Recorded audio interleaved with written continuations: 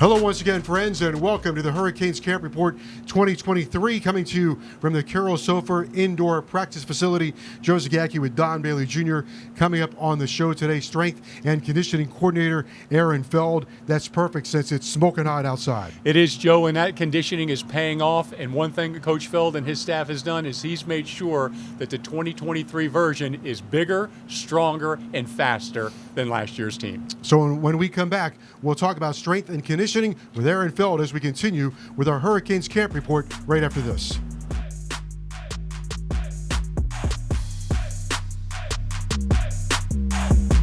Welcome back to our show. Joe Zagacki alongside Strength and Conditioning Coordinator Aaron Feld. Coach, thanks for being with us.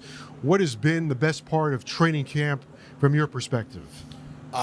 From training camp, just these last 4 days, it's just the commitment of the guys trying to do the right things. Got a couple guys who have verbally in front of their teammates said, my goal this year is to be the first guy in the door and the last guy out. So if breakfast starts at 6:30, I'm going to be waiting at the door at 6:29. And you're seeing that kind of mentality show up in really every aspect of everything that they're doing. Got a whole bunch of new players this year. The roster was changed over quite a bit. Was that a challenge for you with the amount of change on the roster? Well, it's always a challenge to get to know new people. We're in the relationship business. Coach Chris always says, think players, not plays. And so getting to know the guys is always a challenge when you have that many new faces. But when you have a strong core of guys who stayed and who are still here, setting the example and setting the standard, and the guys come in and instead of having to teach them specifically or help them pick things up, they're expected to accelerate their development to meet the standard that's already in place, which makes it significantly easier. But the coaches did a great job of bringing in dudes who are committed to excellence, and success leaves clues. So these guys come in and they're following those breadcrumbs that are going to lead them to where they're trying to go. Some of the success in training camp for the players is set in the foundation from the off season. What did you learn about your players during the off season conditioning portion? The biggest thing for us has always been how to bring the team together and how to have a player-led team. You have to create opportunities for players to lead. Our off-season, before spring football, we realized that our guys needed to practice and develop endurance of focusing and concentrating when they were fatigued, right? And we worked on that all off-season before spring ball, and then now it's more about, all right, they're working.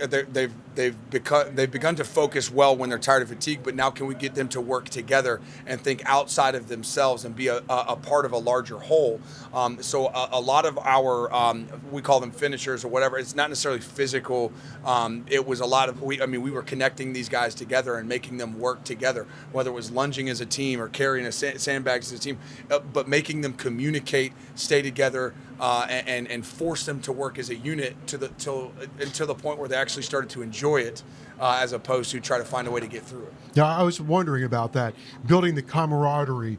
What are some of the techniques to stress your team so that they learn how to rely on each other, so that when they get to the fourth quarter, when it's hot and tired and you need to press on, how do you build that?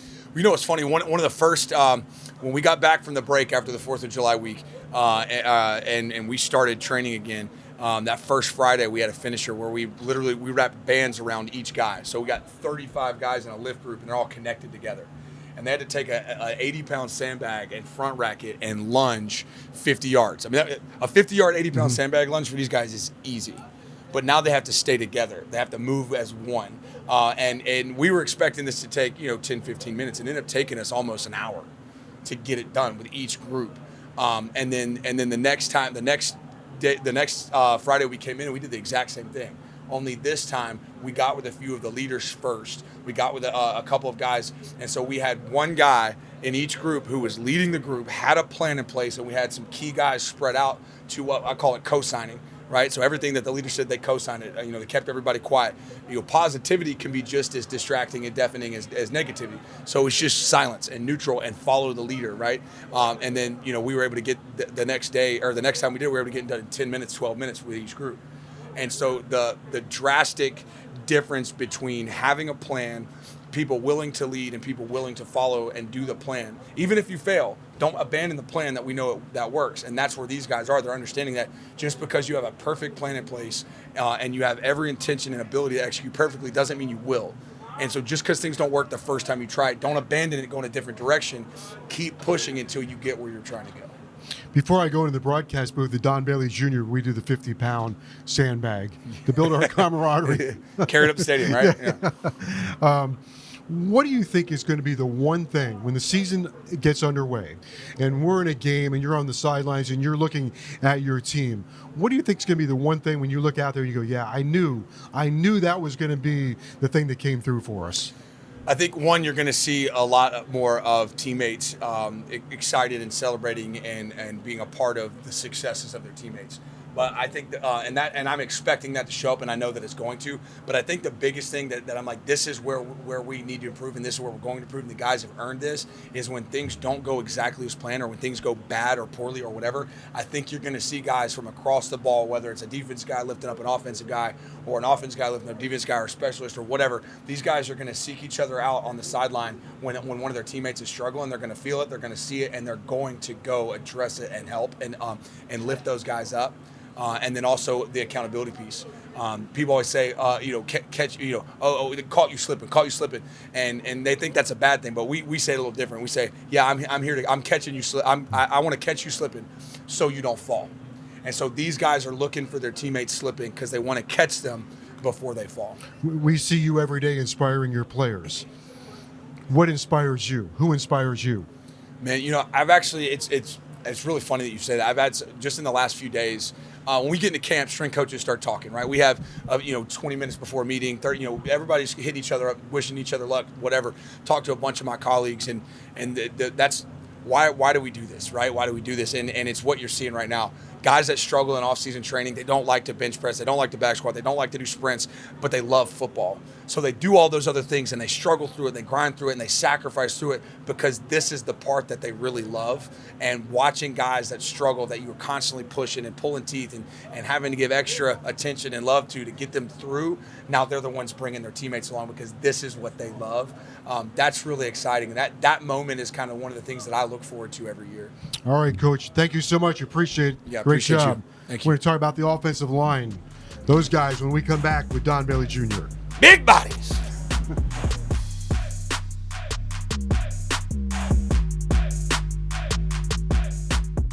Don Bailey with offensive lineman, today left tackle, Jalen Rivers. And Jalen, what a great camp so far, huh? Seems like there's a lot of energy. We had Coach Cristobal on. He's all fired up about his offensive line room. Tell us about how camp has been so far. Camp has been great. We came in with a lot of energy. Of course, we need to keep that momentum going for the season. I mean, we're all ready to work. We just don't want to repeat it last year. We're trying to put last year in our review and just keep moving forward. So it's been great so far.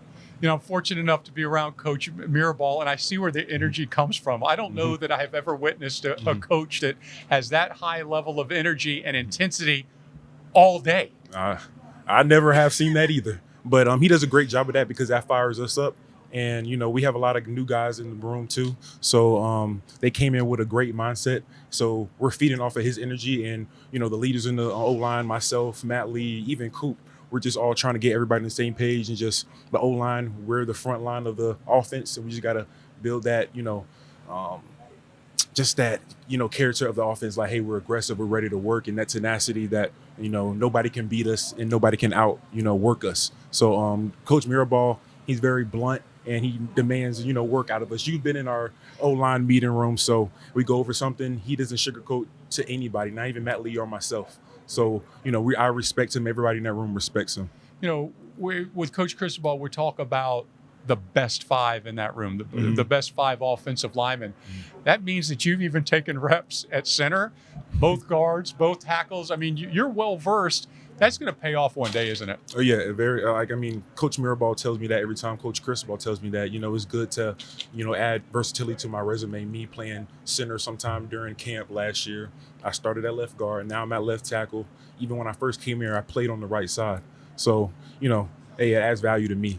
And it's not a disadvantage and advantage in my eyes. Without going down the whole list, Matt Lee has been a great addition to that room. an infusion of really leadership. Yes. He does a great job of that. And one thing about it, because we all respect him from day one, because he came in, he talks, he walks how he talks. He talks how he walk, and, we respect that. We see that. So automatically when he first came here, first workout, I saw how he worked and saw how he talked to us. I respect him automatically. Shannon Dawson, the offensive coordinator, he added a little twist, Mm-hmm. a huddle. I don't know if you did that. I don't know if you did that in high school, but you don't see much of it in college football. But I like it. Yeah, I didn't. I don't think I did that really much in high school. Now that I think about it, but I like it too, because we're all on the same page. We're all talking, and we're all moving our own pace. We can move quick. We can slow it down too. It adds to our offense. We control the momentum. We control the game. So I really like it a lot, and I love Coach Dawson too. He's a great addition to the offense. What's it like being one of the leaders of this football team? I grew into it. Obviously, I love it now, because at first when I came here, I just watched and observed of how everything is, the culture, how the guys work, how the coaches. So I'm not really as vocal as I am, but I've learned to grow into more of a vocal leader. But I'm more, of like, everybody follow me. I like to, It's fun do to be at everything the front right. of the line, isn't Be at it? the front of the line. So with that, it comes with being more vocal, bringing up guys, the freshmen, everybody that's trying to get to where we are and become a leader one day when we leave. It's great to show them the standard and the culture we're trying to build. One way to prove leadership is to finish. Mm-hmm. And I believe you're finished. Did you get that degree? Did you walk already? I did. I walked in May. I walked in May because there's no summer graduation. So I walked in May, and I just finished my classes a couple weeks ago, and I'm starting my master's in September. So What are you studying in your master's? sport administration. There you go. My master's. That's a sport good science. choice. Yeah. One of my all-time favorites here. But thank you for joining us. That's Jalen Rivers and Don Bailey. All right, thank you.